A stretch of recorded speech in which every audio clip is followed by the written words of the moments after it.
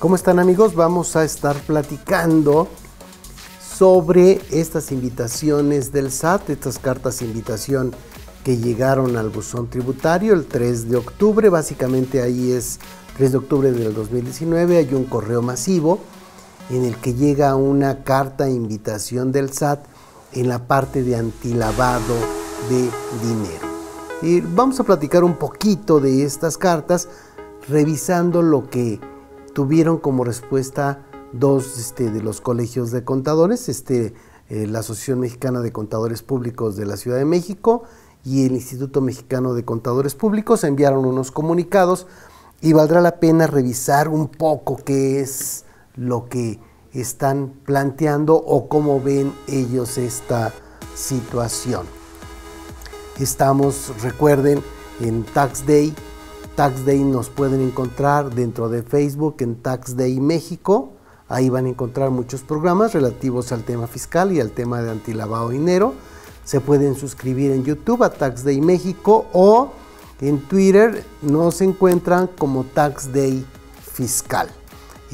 Nuestra página es taxday.com.mx. Por todos lados andamos trabajando para servirles. Yo soy Javier Martínez y soy el responsable de este programa. Muy bien. Tratemos de entender de manera fácil o lo más fácil que se pueda qué es lo que está ocurriendo. Tenemos una ley antilavado de dinero, esta ley que se llama Ley Federal para la Prevención e Identificación de Operaciones con Recursos de Procedencia Ilícita, que sería la LF-PIORPI, más o menos serían sinónimos, ¿no?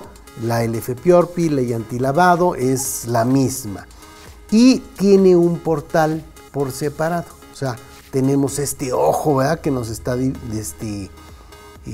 vigilando, y es SPPLD, que es Superportal de Prevención de Lavado de Dinero.sat.gov.mx. Esto es importante si lo vemos así en este otro cuadrito. Fíjense bien, hay un SAT, un Servicio de Administración Tributaria, que tiene dos funciones, una función fiscal y una función de tipo administrativa.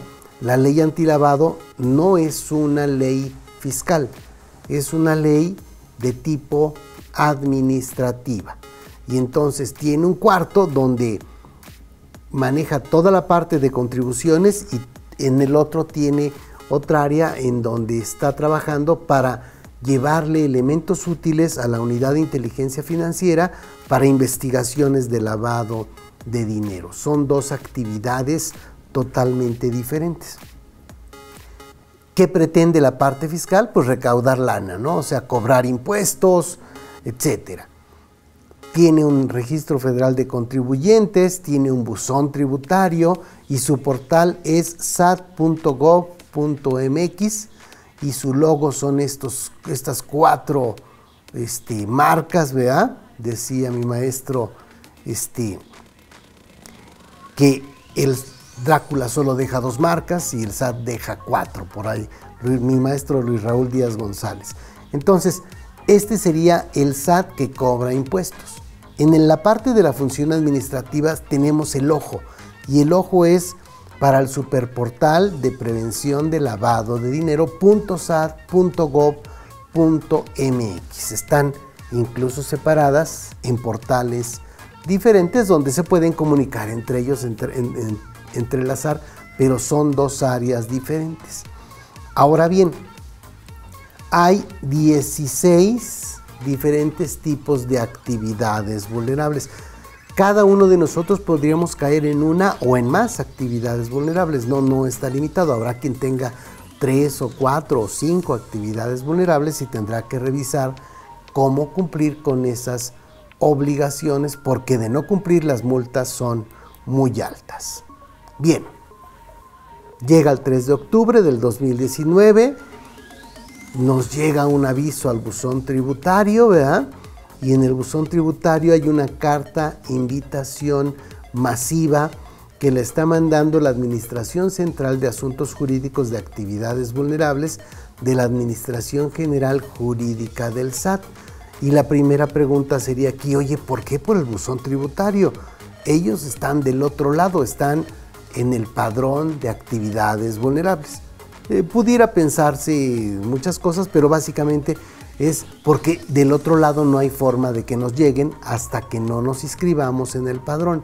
Entonces nos llegan estas cartas invitación masiva por la parte del buzón tributario.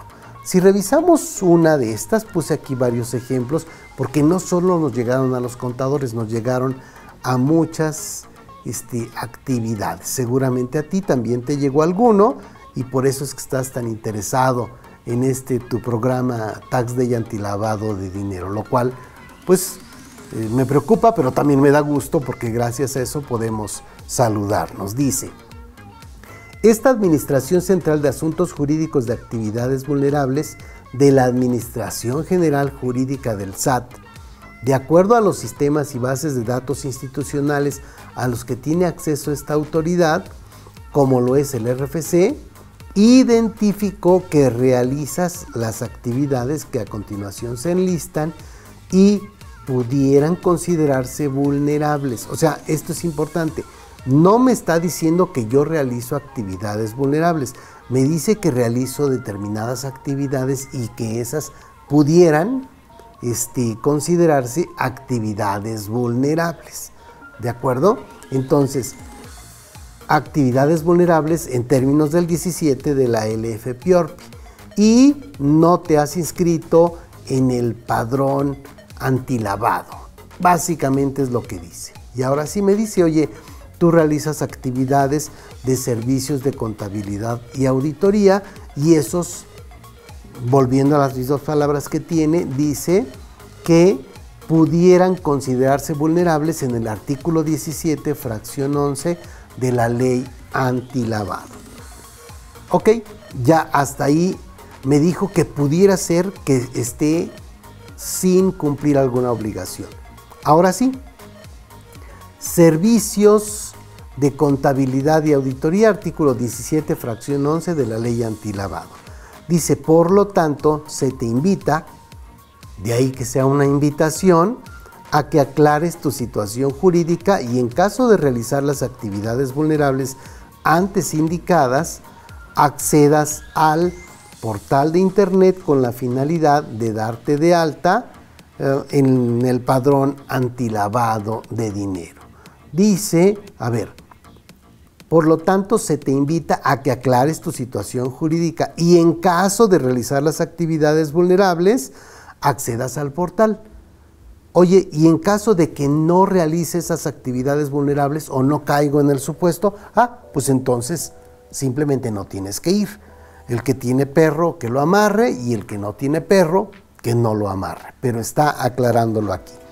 Me dice en el párrafo siguiente: asimismo se te informa que el registro del padrón en el padrón de personas que realizan actividades vulnerables se deberá realizar en el superportal, en el SPPLD, superportal de prevención de lavado de dinero. No dentro del SAT, sino si caes en el supuesto te vas a tener que ir al otro portal. Y al respecto, en un último párrafo, se te informa que de no atender esta invitación dentro del plazo de 15 días hábiles, contados a partir del día siguiente de haber sido notificada la presente carta de invitación, el SAT podrá ejercer sus facultades de verificación de conformidad con la ley antilavado y su reglamento, siendo preferente el cumplimiento voluntario de tus obligaciones para evitar posibles sanciones y molestias innecesarias. A ver, va de nuevo. Yo realizo servicios de contabilidad y auditoría, ¿de acuerdo?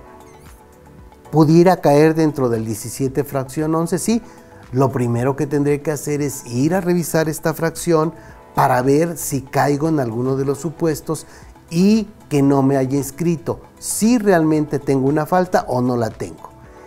En el caso de que la tenga, entonces voy a inscribirme.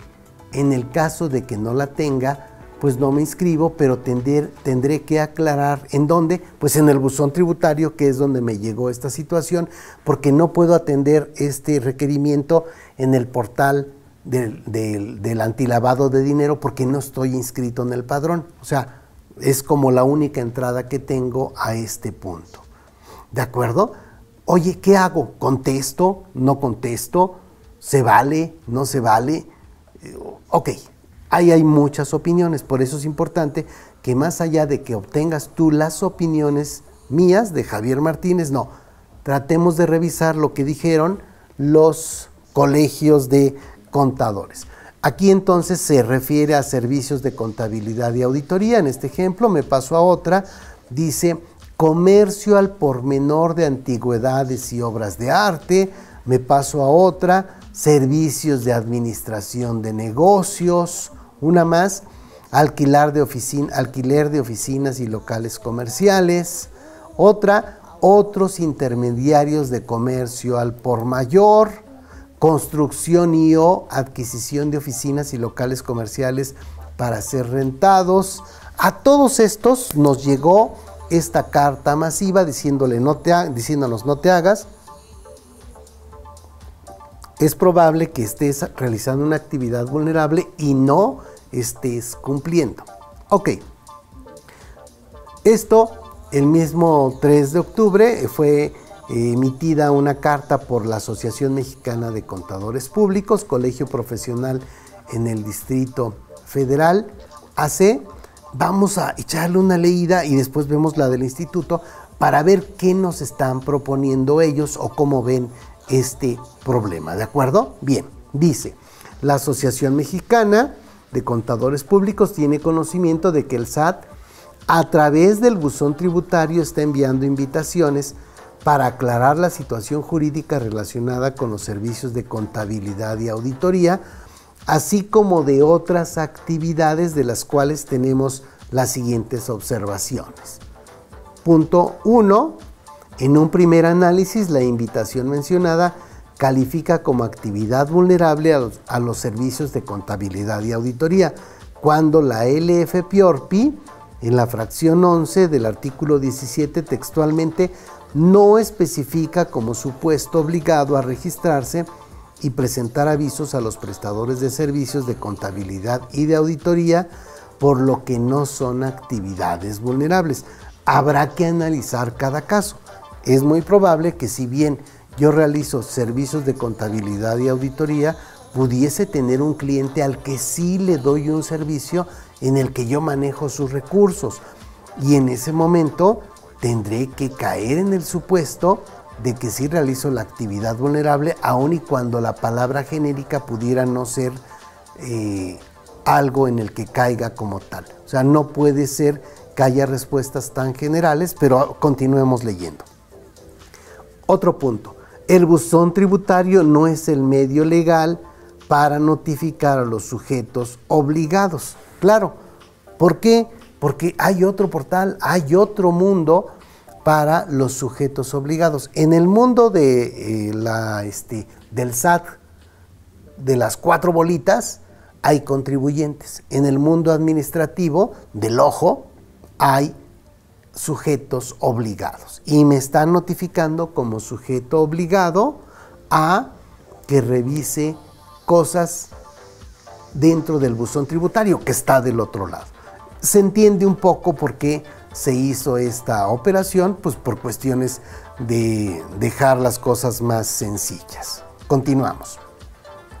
Por lo anterior, las cartas de invitación que reciben los contribuyentes carecen de la debida fundamentación y motivación jurídica, entre otras de conformidad con el 14 y 16 constitucionales. Sin embargo, instamos a los agremiados a la realización de los siguientes pasos. Entonces, recuerden que aquí es para los contadores, pero eventualmente pudiéramos llevarlo a muchos más. 1. Verificar si realizan o no alguna de las actividades vulnerables del 17. 2. Si derivado del análisis realizado no se ubican en el supuesto, la contestación se puede ingresar a través de una aclaración en mi portal del SAT, especificando los motivos tal y como se establecen en la propia carta de invitación. 3. En caso afirmativo, en caso de que se esté realizando la actividad vulnerable, se deberá implementar una regularización dentro del plazo de 15 días hábiles contados a partir del día inmediato siguiente a que surta efectos la notificación. Este tercer caso nos lleva a muchos supuestos difíciles. Oye, ¿qué crees? Que sí estoy realizando esta actividad vulnerable. ¿La voy a dar de alta cuándo? A partir de hoy. Y como decía José, que en paz descanse, ¿verdad? Esperemos que ya lo dejen descansar. Diríamos, oye, a ver, realmente ya lo pasado no me interesa, porque si lo digo yo está bien, si lo dice Chepe está bien, lo dirá el SAT. O sea, aguas, ahí tenemos que tomar una decisión y en su caso, si decido presentar lo anterior, como no estoy en un programa de autorregularización, tendré una bronca ahí terrible porque eventualmente me podrían llegar multas cuantiosas por haber presentado todo después fuera de tiempo. O sea, eso implica una decisión que no es sencilla. Muy bien. Ahora bien, yo tengo este punto 3. Ese es el peor de los escenarios. En el primero y en el segundo simplemente contesto y digo no caigo y ahí nos vemos. Ahora, continúa diciendo la Asociación Mexicana de Contadores Públicos, recordando que la Suprema Corte de Justicia de la Nación se ha pronunciado acerca de que las cartas de invitación no es el medio legal para molestar a los contribuyentes. Ok, pero de todas maneras, si a mí me invitan, yo tengo la cortesía de contestar y decir que pues no caigo en el supuesto, pero pues gracias por recordármelo, Ok, recordando que la Suprema Corte entonces dice que las invitaciones no debieran ser para molestarme, pero bueno, ahí estamos. Por lo anterior, consideramos que se vulneran los derechos fundamentales de las personas a que se refiere el artículo primero constitucional, y dice en el artículo 1 que son las normas relativas a los derechos humanos se interpretarán de conformidad con esta Constitución y con los tratados internacionales de la materia, favoreciendo en todo tiempo a las personas la protección más amplia.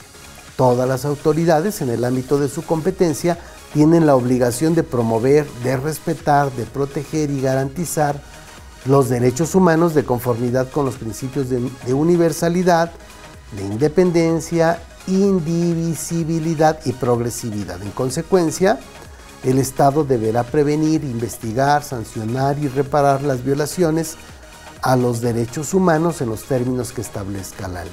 Por lo que recomendamos a nuestros asociados no hacer caso omiso y responder a la autoridad por los medios indicados en la carta invitación.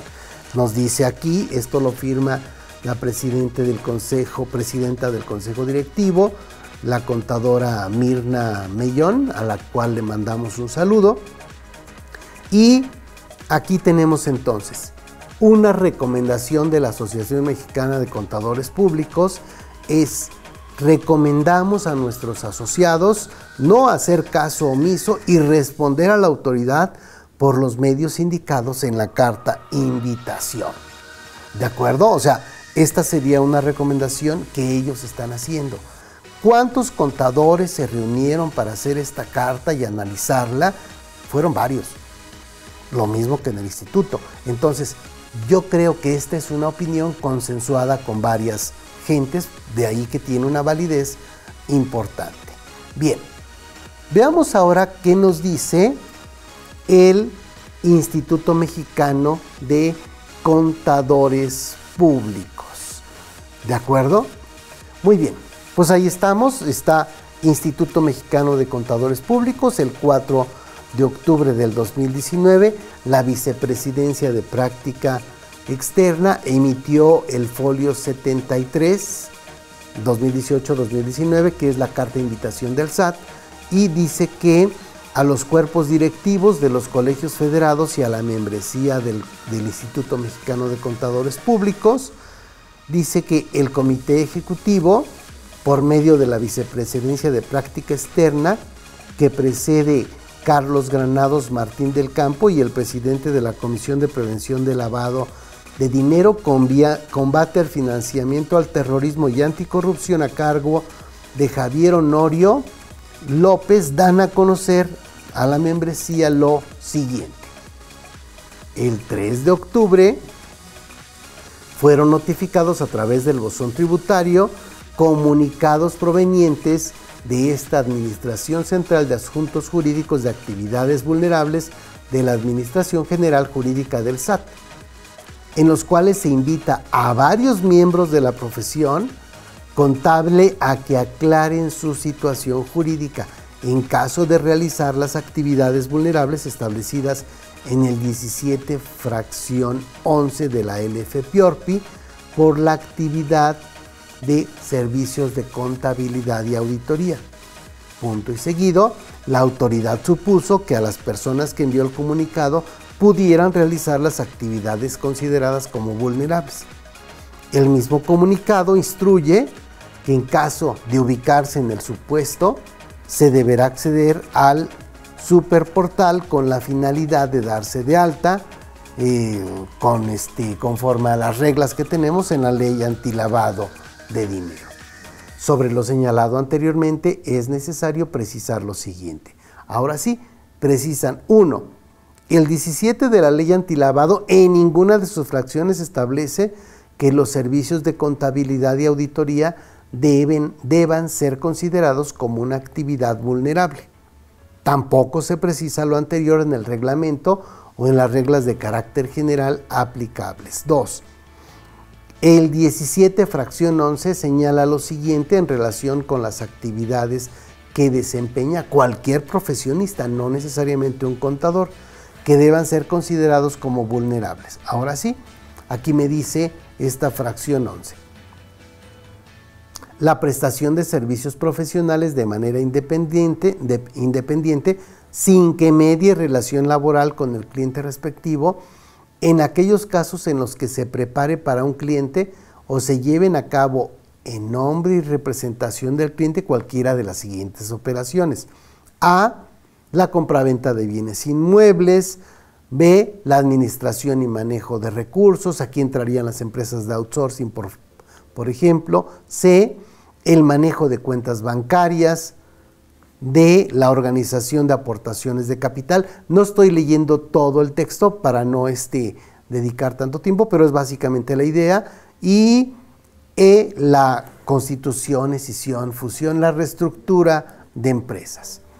Y dice que serán objeto ante la Secretaría cuando el prestador de dichos servicios lleve a cabo en nombre y representación de un cliente alguna operación financiera que esté relacionada con las operaciones señaladas en los incisos de esta fracción, con respecto al secreto profesional y garantía de defensa en términos de esta ley.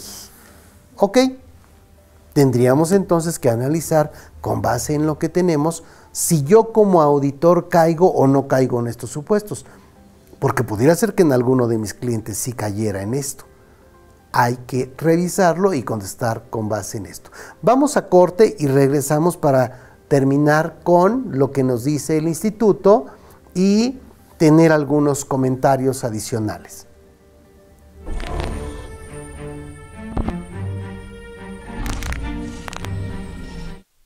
Cumple con las obligaciones de la ley antilavado de dinero.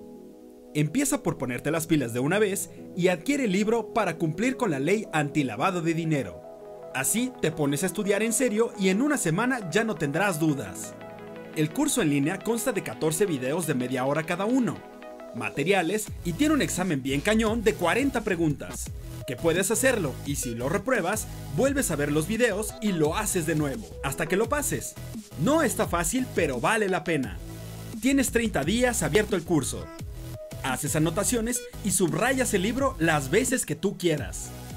Cuando ya apruebas el examen, obtienes el reconocimiento con valor curricular y validez para los programas de capacitación de la Secretaría del Trabajo y Previsión Social y de la Comisión Nacional Bancaria y de Valores.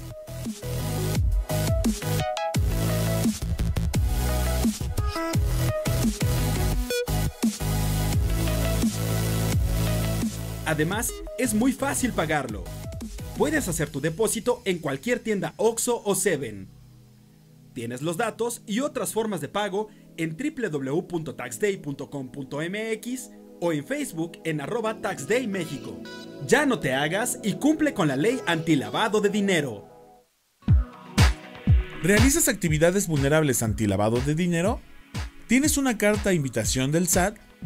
Si requieres asesoría de un especialista para cumplir con estas obligaciones, en TaxDay contamos con los siguientes servicios: asesoría antilavado de dinero, presencial, telefónica o por conferencia virtual.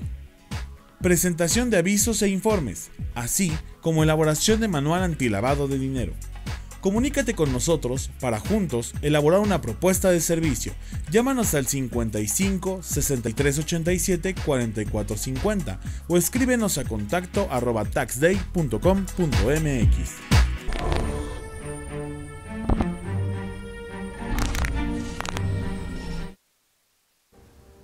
Bien, pues ahí estamos. Nosotros tenemos dentro del despacho, dentro de TaxDay, un área en la que pudiera ayudarles en el caso de que ustedes necesiten asesoría.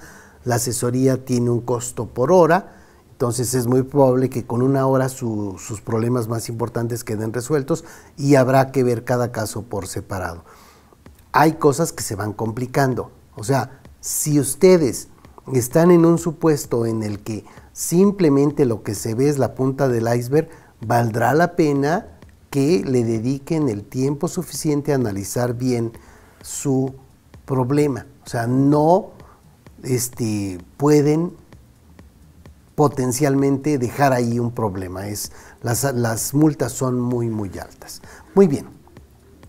Dice aquí, regresando a lo que nos dice el colegio, estábamos en la fracción 2, donde nos dice el artículo 17 en su fracción 11, señala lo siguiente en relación a las actividades que desempeña cualquier profesionista: la prestación de servicios profesionales de manera independiente, y aquí ya nos dijo la compraventa de bienes inmuebles, administración y manejo de recursos, el manejo de cuentas bancarias, de ahorro, de valores, la organización de aportaciones de capital, y la constitución, escisión, fusión, operación y administración de personas morales o vehículos corporativos, y serán objeto de aviso ante la Secretaría cuando el prestador de dichos servicios lleve a cabo en nombre y representación de un cliente alguna operación financiera que esté relacionada con las operaciones señaladas en los incisos de esta fracción. O sea, yo estoy trabajando en nombre y representación de él. A mí me dieron un poder y yo voy y compro casas para esa inmobiliaria. Y yo tengo firma en una cuenta de cheques y me mandan el dinero y yo lo distribuyo haciendo los pagos conforme a un programa, etc. O sea, todos esos caeríamos. Dice aquí, como se observa en la lectura de lo anterior, servicios de contabilidad y auditoría no se tipifican en ninguno de los supuestos establecidos en la fracción 11 del 17 de la ley. Bueno, no en una primera instancia, pero nuevamente tendríamos que revisar a detalle si nosotros sí estamos realizando alguna operación en el que manejamos los recursos de un cliente y simplemente lo estamos dejando en un concepto general que se llama servicios de contabilidad y auditoría. Oye, ¿y por qué no lo dices bien? Pues nomás así se ha quedado. Bueno, habrá que revisar entonces que aún con este nombre yo pudiese caer en algún supuesto con algún cliente en específico.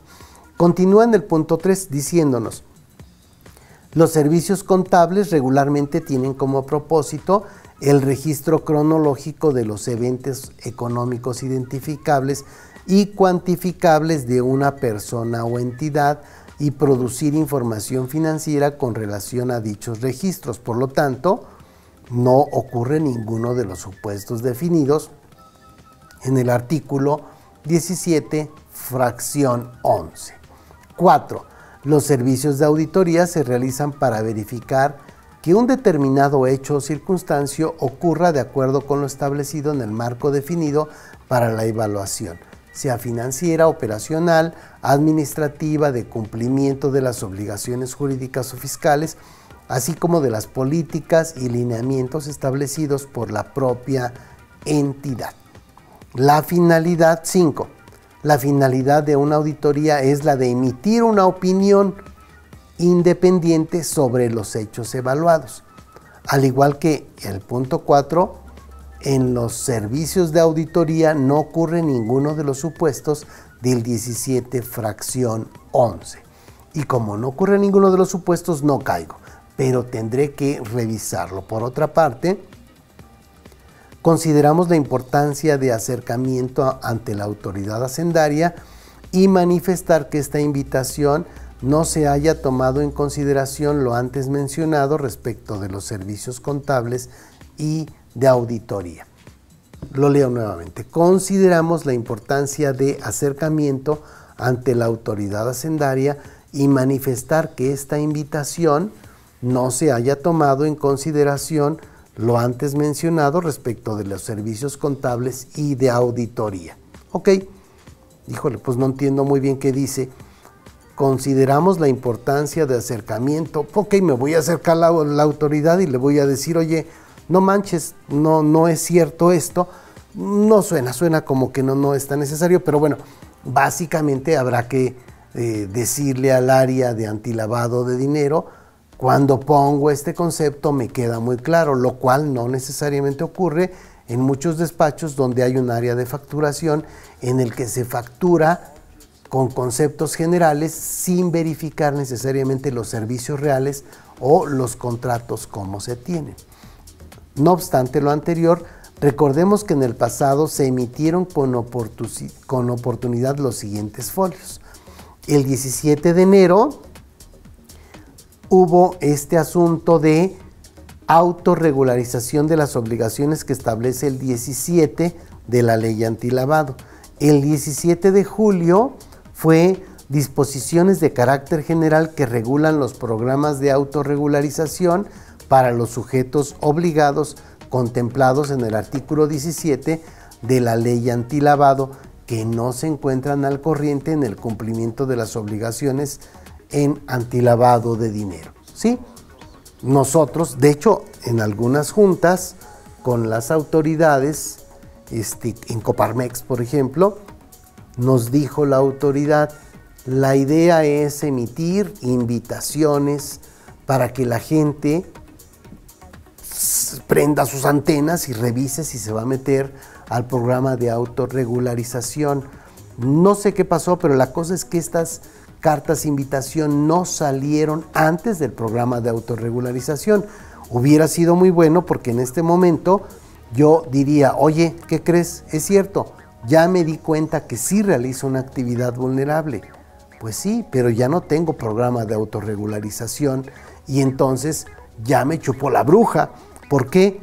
Porque no tengo forma de meterme a un programa en el que me quiten multas y sanciones. O sea, no está sencillo. Pero bueno, ¿qué tal si nos salen ahora con la buena noticia de que nos van a permitir nuevamente entrar al PAR? Bueno, eso ya sería una cartita a los Reyes, pero por ahí estaría. Continúa diciendo el escrito. Si la membresía detecta que ha realizado actividades vulnerables, debe implementar una regularización espontánea, cumpliendo con las siguientes obligaciones.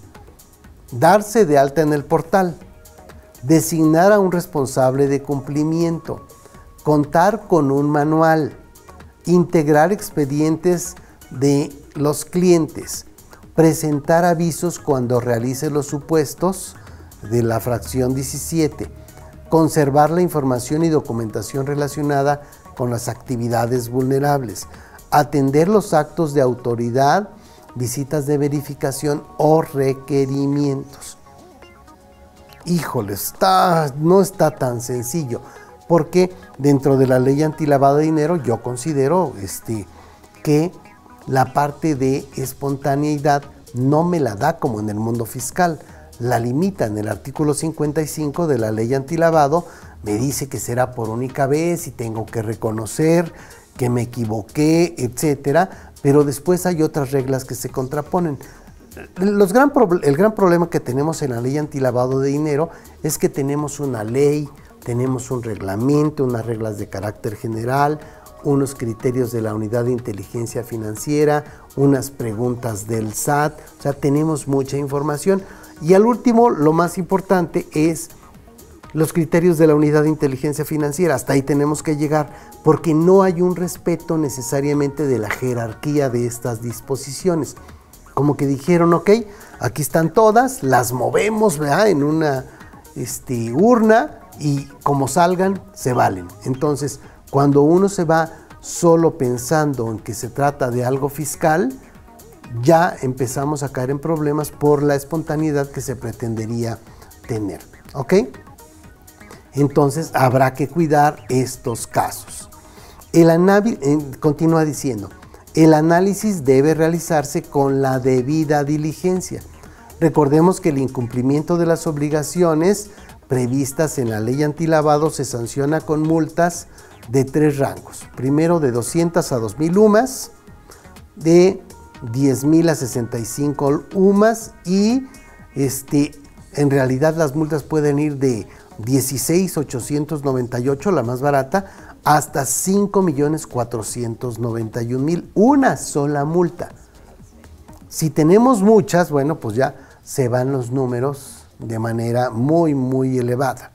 Continúa diciendo, se recomienda, y nuevamente, ¿cuántos contadores se reunieron para analizar esto? Es muchos, entonces es muy importante que tomemos en consideración estos análisis que vienen ya de alguna forma con los criterios de varias personas que son avesadas en el tema.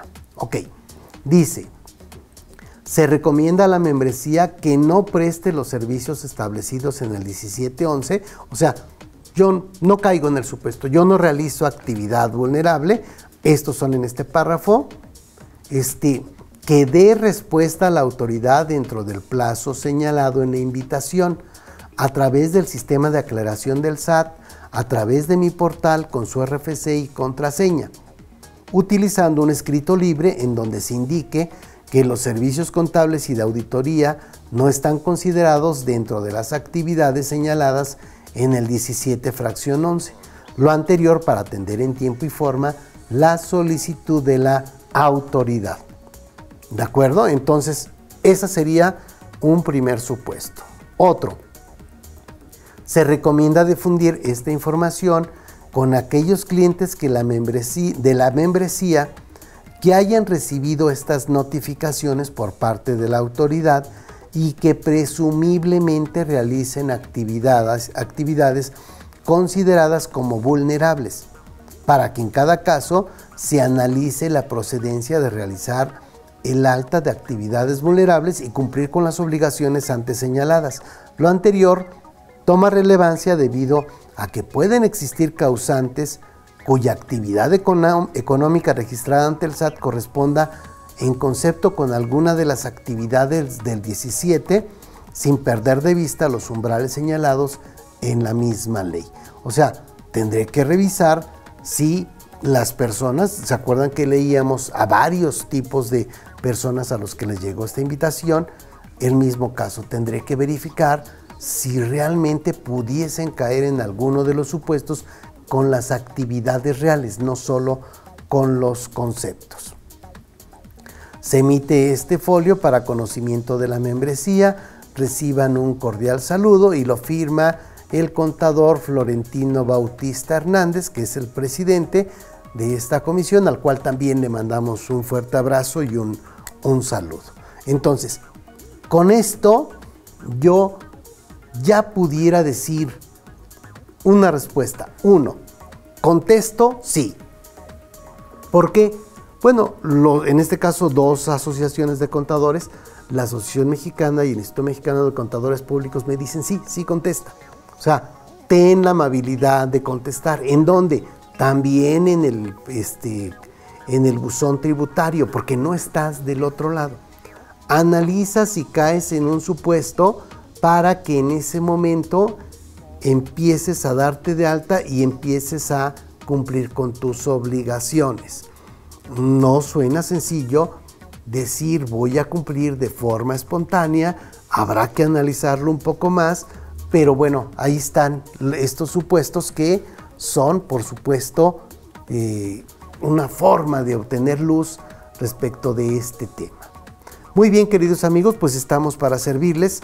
Ojalá esta información les sea de utilidad y estamos a la orden y nos vemos la próxima semana. Un fuerte abrazo.